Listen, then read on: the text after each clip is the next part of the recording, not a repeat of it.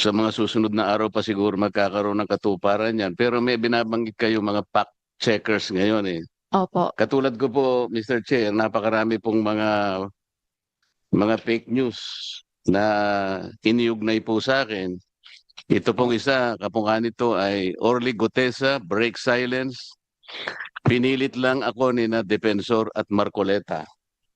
Ito po yung isa, no?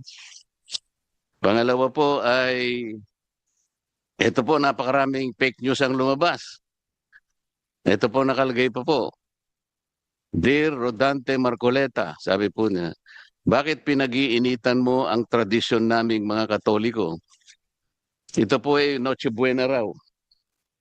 Pero excited makatanggap ng Christmas bonus. Sa totoo lang, Mr. Chair, wala naman po akong binabanggit ng kahit ano tungkol sa Noche Buena. Ito po ay lumitaw, makaraan na pag-usapan na meron yatang nagsabi na opisyal ng ating gobyerno na ang 500 pesos ay kasyang-kasa sa Noche Buena.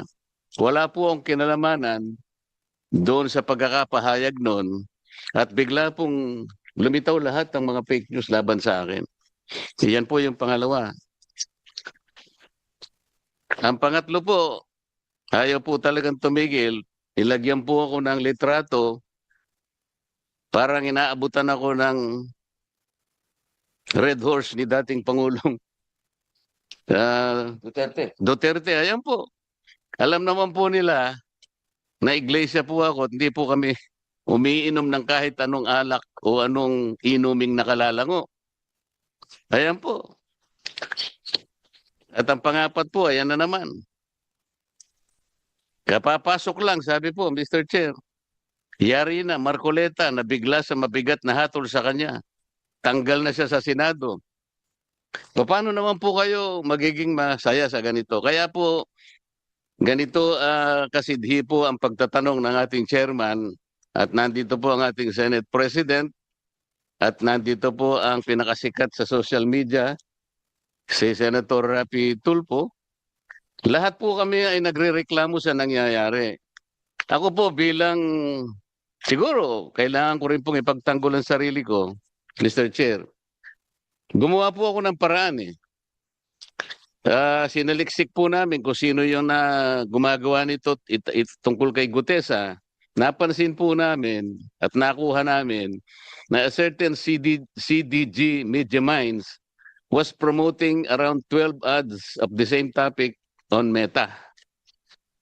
Ang registered mobile number ay nakuha po namin, nakarehistro kay Luis Orbon. Na-track po namin yan. At pagkatapos po na ma-expose ko sa program namin, siya mismo ang nagtanggal. So naunahan po namin ang ano yun? ICCI ba yun?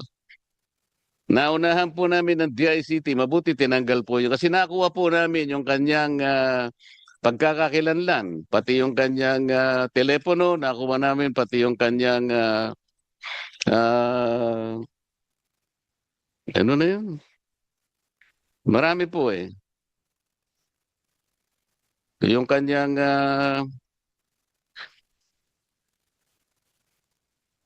magkakakilanlan sa kanya. Yung ginagamit sa Facebook. Yung email address po niya, pati website niya, nakuha po namin. Kaya siya na po ang nagtanggal. Pagkatapos, ito pong Noche Buena, ganun din po ang ginawa namin. At iniulat din po namin sa aming contact sa Singapore na baka sakaling, ito po, inalis niya rin. Ngunit, ginamit na recycle po para ganun ay makarating na naman sa ibang kaparaanan. Ang problema dito, Mr. Chair, kagaya po na binabanggit ni Yusek Precious kanina, bakit po yung mga fact checkers po na alam natin, ang fact checkers ng Meta ay Vera Piles at saka ang Rappler. Bakit po hindi nyo ma-take down kaagad?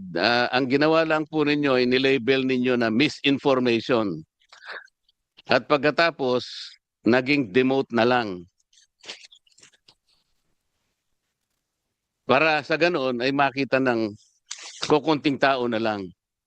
Bakit po ganoon? Paano kayo naging fact checkers? Alam naman po ninyong hindi totoo. Kaya tama po yung sinasuggest nyo, dapat objective yung mga fact checkers. Yung walang kinikilingan, hindi namumulitika. Alam naman po ninyong completely fake po lahat ito eh. Bakit kinakailangan kami po ang gagawa ng paraan? Magsikap kami sa sarili namin para ma-take down lang ito. Sapagkat hindi lang po nakakainis eh. Nakakasira po talaga. Kung sa akin lang po siguro, hindi ko masyadong iindahin ito eh. Ang problema, kapag nakita ng mga tao kahit hindi totoo, pinaniniwalaan po nila eh.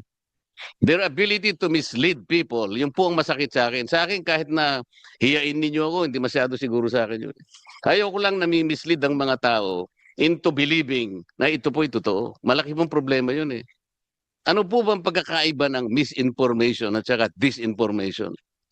Secretary Mon Ilagan, kasi sinabi mo kanina, misinformation. Wala po akong nakikitang pagkakaiba ng dalawa na yun. Kung misinformation, they're getting the wrong facts altogether.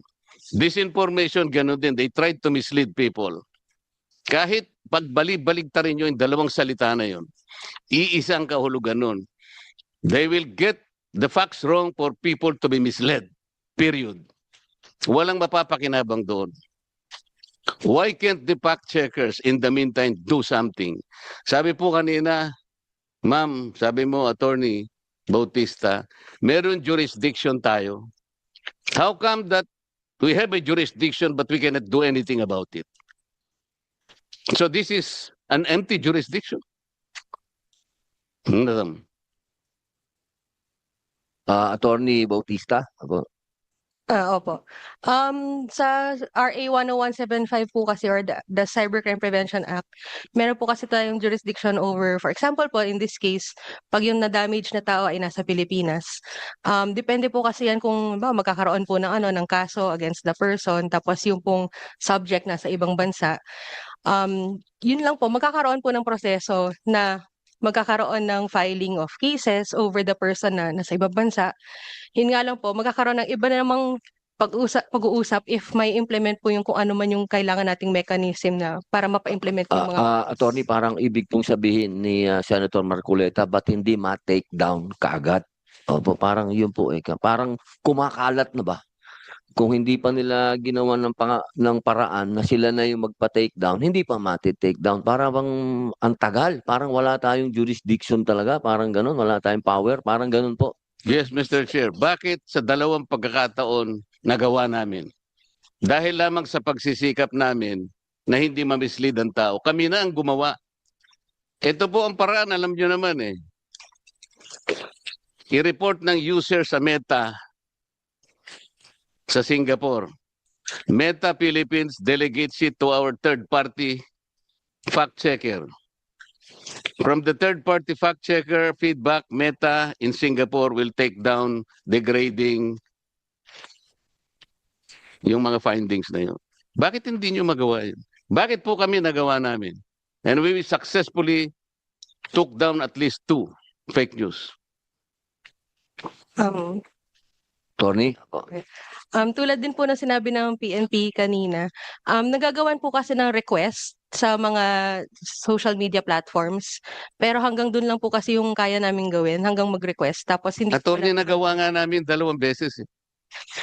The question is, how come we did it before you can do it?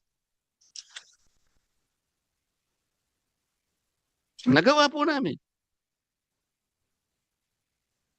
Pero ayaw na namin pong gawin dahil dapat kayo pong gumawa to protect us. Ang dami po ninyo eh. You are there to simply protect people. Mr. Chair, With Senator Raffy Tulfo? the permission of Senator Marcoleta, pinag-usapan natin mga fact checker dito. Na first of all, I'd like to thank Rappler because there was one instance na I was a victim of fake news and then nagpalabas ang Rappler ng fact-checking and napatunayan na fake ngayon. So ang tanong ko, wala bang agency sa ating gobyerno na tinitingnan yung mga fact-checking group at kapag napatunayan na talagang fake, then motu proprio, kayong gagawa ng paraan na para ipa-down yun, iti-take down yun. And then number two, wala bang agency sa ating gobyerno ngayon na nag-check sa itong mga troll farms because itong usong-uso ngayon, itong troll farms, talamak na talamak to. Are we not doing anything about these troll farms? Salamat, Senator Marcoleta. Salamat, Senator, Mr. Chair. So, anybody would like to answer that? Unahin po natin yung ating mga fact checkers. Okay lang sa iyo, Senator Marcoleta? Opo, unahin po natin ang Vera Files. Magandang umaga po. Alam mo, maganda itong hearing kasi at least marami tayong mapaliwanag kung maraming points na ni-raise si Senator Marcoleta. So, isa-isahin natin. Isa kasi yung papel ng, ano ba yung fact-checking in the first place? Diba? Ang fact-checking kasi ay isa yan sa pagsusuri kung tama o mali yung isang post na lumalabas sa social media, 'di ba? So, ang trabaho ng dalawa ang official fact checker ng Facebook dito sa Pilipinas, yung Vera Files at saka yung Rappler. Pero ang trabaho ng fact checking ay lahat na gumagamit ng social media may dapat magiging fact checker. 'Di ba? Hindi ka yung ano yan bawat isa can be a fact checker and should be a fact checker pag gumagamit ka ng social media. So, ang ginagawa sa ano kasi sa fact checking arrangement tama yung sinasabi ni Senator Marcoleta na ang fact checking arrangement namin sa Meta, 'di ba?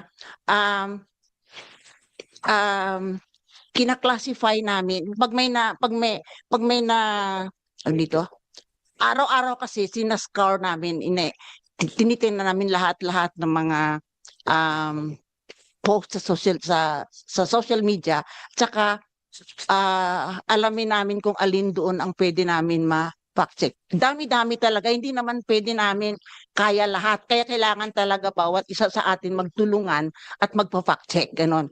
So paano namin kina-classify yung priority, 'di ba? Yung priority na kung anong unahin namin, ganon. Na isa dapat statement of fact, 'di ba? Hindi pwede kami mag-fact check ng opinion o kaya yung fiction, 'di ba? So dapat statement of fact ang aming ipa-fact check. Number two, dapat relevant. 'Di ba yung may kabubuluhan sa bayan, yung away ni Ellen Adarna at saka ni Derek Ramsey, no? Kung sino nagsasabi ng totoo, hindi naman pakialaman yan, 'di ba? So ang pipiliin namin ay fact check yung may para sa amin yung relevant sa bayan, ganon. Madam, Senator Marcoleta. Opo. let's concentrate, Mr. Chair, on the four instances I have cited. Number one, ito pong ginawa nila tungkol kay Orly Gutesa. Orly Gutesa is a witness in the Blue Ribbon Committee. He was the lone witness. He was the lone witness who connected the dots between Saldico and Martin Romualdez. Ngayon gumawa sila ng fake news. Orly Gutesa break silence. Pinilit lang ako ni Defensor at Marcoleta. So, ang ibig sabihin nito, gusto nilang palabasin na yung sworn statement na ginawa ni Gutesa before the Blue Ribbon Committee is a fake one. So, hindi ba importante sa inyo na i-fact check nyo ito o hindi? No, you have to answer me. Hindi importante ito. Advice ko lang po, refer nyo po lagi sa chairman. Opo, para po hindi po tayo masyadong uminit, baka umapoy. Gawa ni Senator Marcoleta, yung nag-fact, maganda yun. Yun talaga dapat gagawin ng bawat tao. Kaya dapat mas marami pa ang katulad ni Senator Marcoleta na siya na mismo ang nagpa-fact check. Trabaho kasi yan dapat talaga ng bawat gumagamit ng social media. Hindi ko na kailang, Mr. Chair, hindi ko na kailang i-fact check ito. Alam kong mali ito eh. So tama, sorry. Tinatanong ko po kayo eh. So tama po yung So ginawa kami niyo. pa po ang gumawa ng Recommend. paraan. Imbes na kami mag-rely sa inyo at para lang mapabilis sa Meta na i-take down ito. Okay, hindi po namin question kung ano po yung trabaho ng fact checker Pero sinasabi ko po, itong 4 na instances na ikinukwento ko sa umagang ito, pare-parehong peke. Itong pangalawa naman, sinabi ko raw na Noche Buena, walang kwenta. Wala po ako sinasabing ganun. Ni Noche, wala po akong sinabi. Ni Buena, wala akong sinabi. Bakit po sila nagkalat ng ganito? Hindi po importante sa inyo to. Pangatlo po, ayan po, binaabutan po ako di umano ni dating Pangulong Duterte ng Red Horse. Alam naman po ninyong peke ito eh. Hindi rin po inyo pinakcheck ito. Kami na naman po ang gagawa ng paraan ito. Pangapat po, ito nga. Nabigla raw po ako, natanggal na pala ako sa Senado, hindi ko pa alam. Madam Fact Checker, lahat po ng ito hindi totoo eh. So ito pong dalawang natitira, kami na naman po ang gagawa ng paraan para lang ma-take down ito. Ipong dalawa kasi na-take down na namin. Pero kami lang po ang gumawa. Hindi po ba kawawa naman kami? Sige po, Miss Ellen. Opo. Yung ginawa nyo. So, Hindi ko po sinasabi sa inyo, Mr. Chair, kung tama ang ginawa ko o hindi. Kinukwento ko po sapagkat kailangan po namin gawin para hindi ma-mislead ang tao. Kaya lang nagpapatulong po kami sa inyo na sana kahit wala kaming gawin, merong mga opisina gagawa ng mga ganito para sa ating lahat, para sa kapakanan ng buong mamamayang Pilipinas. Ito po yung problema eh. Miss Gemma Mendoza. Opo. Hello. Mr. Chair, thank you for acknowledging us. First of all, salamat po sa mabuting senator tungkol na pinakita niya yung mga examples na yon ng potential na ng fake news tungkol sa kanya, ng disinformation tungkol sa kanya. Siguro po i-explain lang po natin yung proseso. Tulad po ng sinabi ng colleague ko from Vera Files, napakadami po talaga nung volume nung mga nakikita, yung mga kinakalat sa social media. Hindi po namin yung lahat nakikita.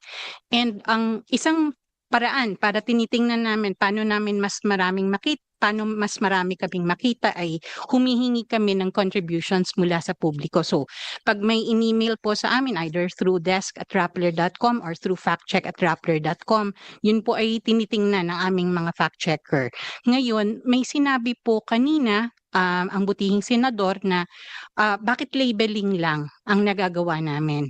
Ito po ay dahil hindi po talaga namin, wala po kaming powers to take down. Ang nagte-take down po ay ang Meta, yung may-ari ng platform. Hindi po yung fact checkers. The only thing that we can do is to rate the content, yung link po doon sa sa social media platform na pag-aari lang ng Meta. Wala po kaming kinalaman sa mga ibang platforms din. Mr. Chair, pwede makasingit? Senator Raffy. Opo. Yeah, first of all, I would blame Rappler and Vera Files doon sa whether or not they're doing fact-checking kasi hindi naman nila responsibility yun eh. Ang responsibility talaga dapat, sabi kanina, motor proprio, dapat isang ahensya ng ating pamahalaan na magtingin doon sa mga lumalabas sa social media na whether ito ay totoo hindi, at kapag hindi, then agad-agad kumilos, nandiyan naman yung PNP para maka-take down. And I would suggest, lastly, Mr. Chair, siguro total meron tayong national ID system na lahat ng mga magkaroon ng accounts sa social media, whether Facebook, TikTok, YouTube, whatever that is, kailangan mag-present ng ID para isang account lang ang pwedeng i-open. Kasi nangyayari kasi, Mr. Chair, ngayon, nakakapag-open sila ng 1-2 sawang account using dummy accounts. And these are the people na nag-umpisa ng mga fake news. Malakas ang loob nila dahil fake yung mga accounts nila. So why don't we come up with a law? Isasama siguro natin, Mr. Chair, dun sa batas na pinapasa mo, each and every person na gustong magkaroon ng account sa social media must register. They have to have the ID. Meron tayong national ID system, so hindi pwede sabihin anti-purto. At kapag once na na-register ka sa Facebook, sa pangalan mong yun, hindi ka na pwedeng dumoble pa kasi naka-flag ka na doon. Thank you, Mr. Chair. Opo, tama po, maganda po yan. Nandito po yan sa ating troll farm, anti-troll farm. Napaganda po ng mungkahi po ninyo, Senator Raffy. Meron pong hindi nasagot kanina. Opo, maganda po yung tanong ni Senator Marcoleta. Wala po ba kayo talagang kinikilingan sa politika sa atin pong fact checkers? Una po kayo, opo. Ah, Ma'am Ellen, I mean, as a journalist, no, kahit na, kasi marami kasing klaseng journalist, no, dapat kasi non-partisan, di ba? Wala kaming kinikilihan politika. Ang pwede mo sigurong masabing bias kami sa katotohanan tsaka sa facts yun ng ano. So, kung saan kami dalhin ng ng impormasyon, doon ang punta namin. Gusto ko lang kasi tapusin yung criteria na ginagamit namin kasi sa dami-dami talaga ng ng kasinungalingan na lumalabas sa social media, hindi namin talaga pwede lahat hindi pwedeng iasa sa fact checkers ang laban sa disinformasyon, di ba? So dapat talaga bawat isa sa atin yung lahat-lahat natin gumawa ng ating para. So di ba nasabi ko na kanina na dapat yun statement of fact, yung hindi yun fiction, hindi yun opinion, yung ang dapat namin i-fact check. Ang pangalawa is yun nga yung relevance, di ba? Dapat may ang pangatlo is that timing, di ba? Yung tawag dito yung hindi history ang aming ipafact check na nangyari pa nung panahon pa ni Magellan, di ba? Ganon. So yung dapat timely, 'di ba? Ang isa pa is that halimbawa po ngayon, Ma'am Ellen, narinig niyo na po kay Senator Marcoleta yung mga bagay na ikinakabahala niya.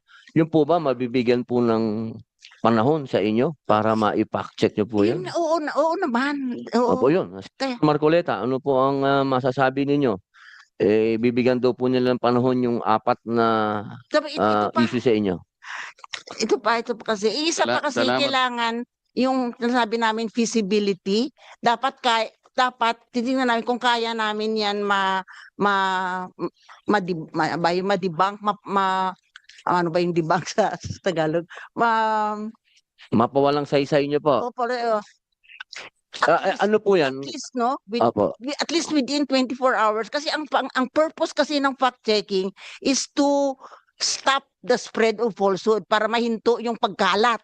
Kasi kung marami namang pwede naman kasi mag-investigative journalism ka na pwede kang abutin ng 1 buwan, di ba ganon? Pero sa fact-checking kasi, kailangan ang purpose mo kasi doon para mahinto yung pagkalat kasi sa Yun nga po ang gusto po ni Senator yung Marcoleta. virality kasi, Opo. importante yan kasi yung in just in a few seconds, nagba-viral yan eh. So, importante, ma-stop mo. So, kung hindi namin yan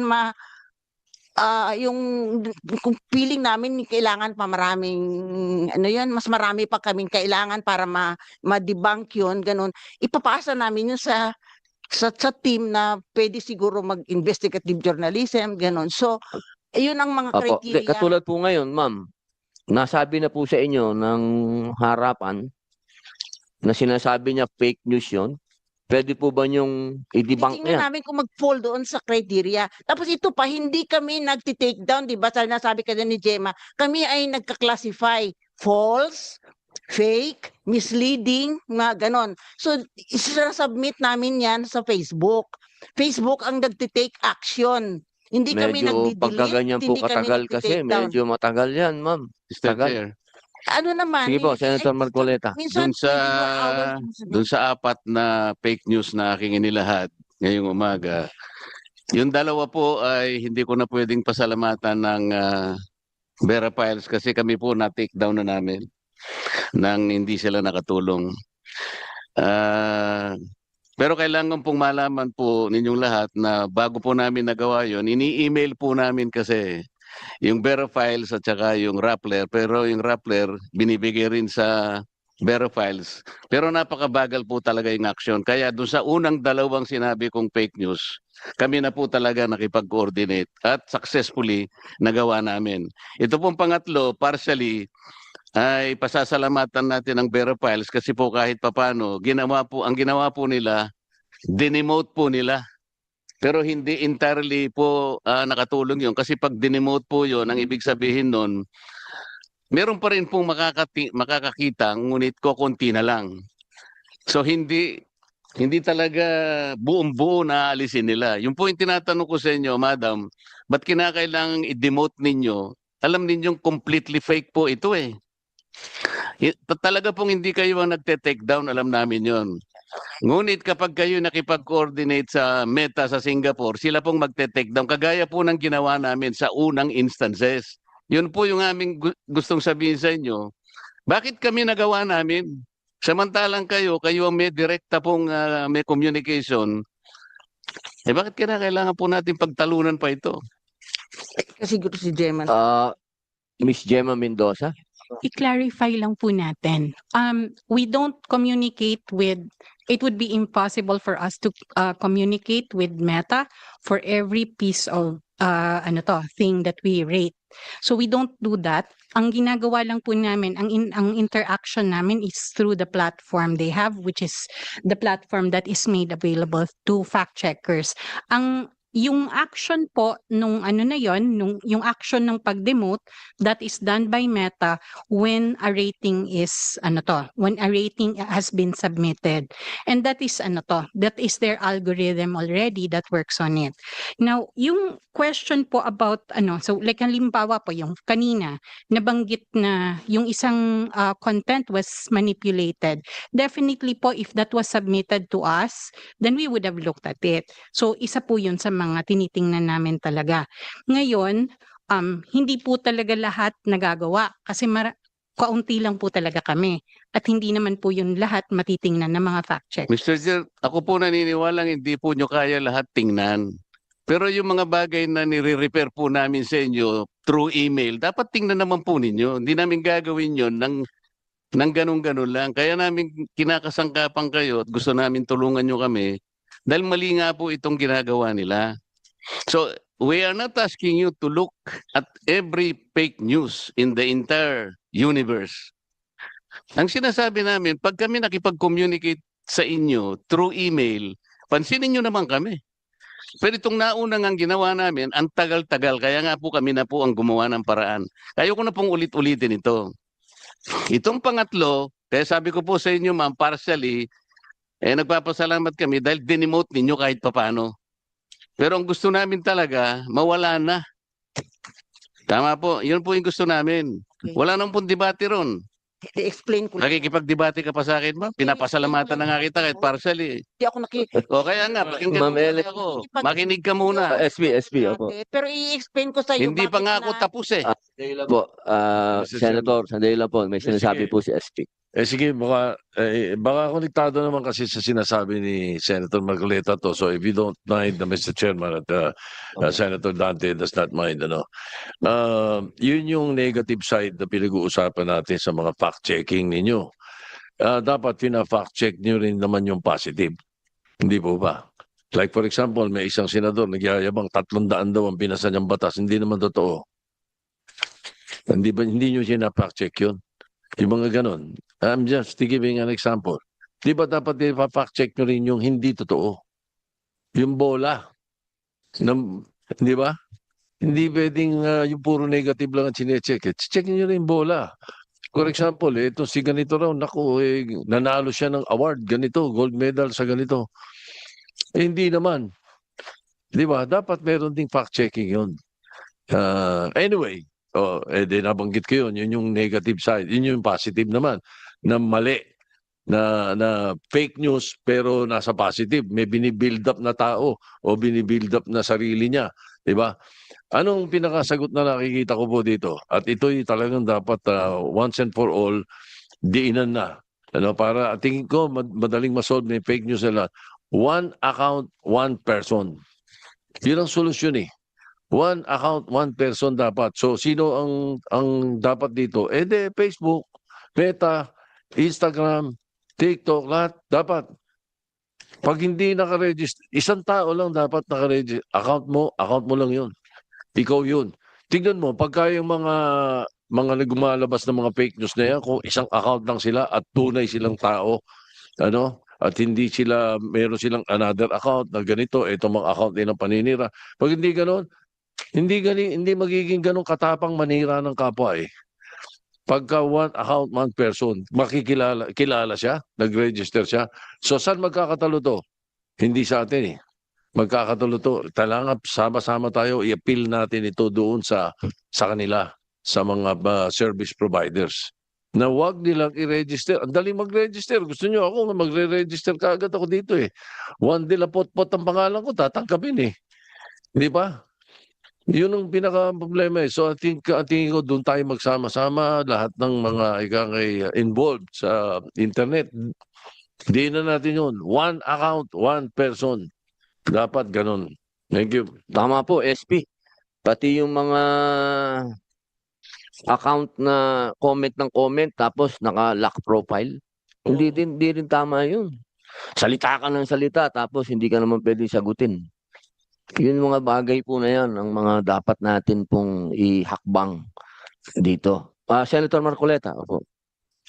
Mr. Chair, tama po ba ito na 16 million po ang naka-earmark sa PCO under its 2026 budget to combat fake news? Yusek Ilagan. Opo. Alam nyo, 60 million daw po. Alam nyo, kaibigan ko kasi si Mon. Sige po.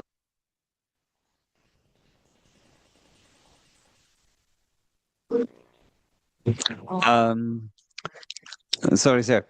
I'm just checking lang the data, Senator. We're just fact checking the data, but there's no specific Kasi about the po, fake news. kaya po tinatanong ito dahil kung kundi po nyo mate-take down ng mga fake news na nire-report namin, nandito po ang ating Senate President.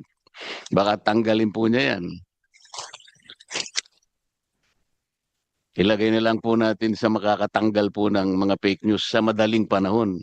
Hindi po yung nagtatagal. Habang nag-aantay po, mag-aantay We're po just tayo checking po, Senator. ng sagot po ninyo.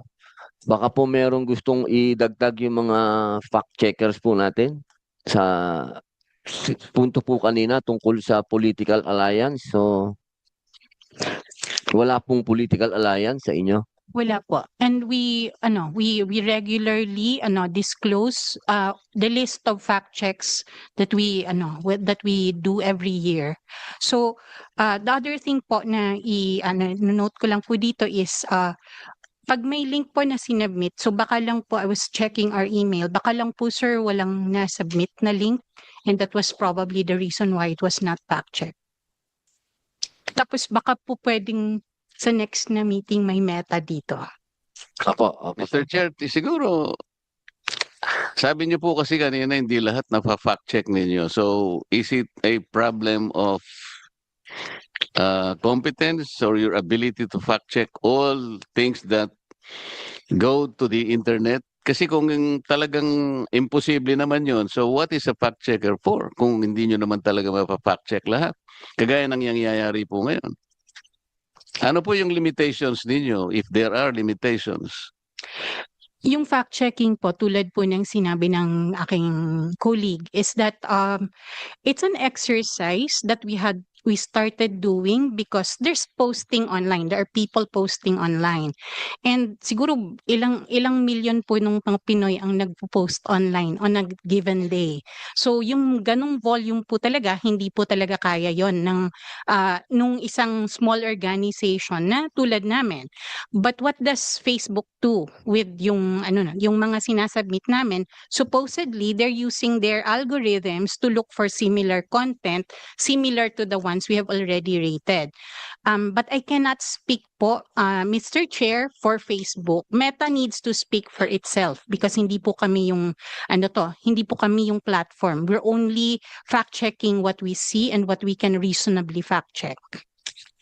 Mr. Chair, we were informed that Veraphiles and Rapplers are the ones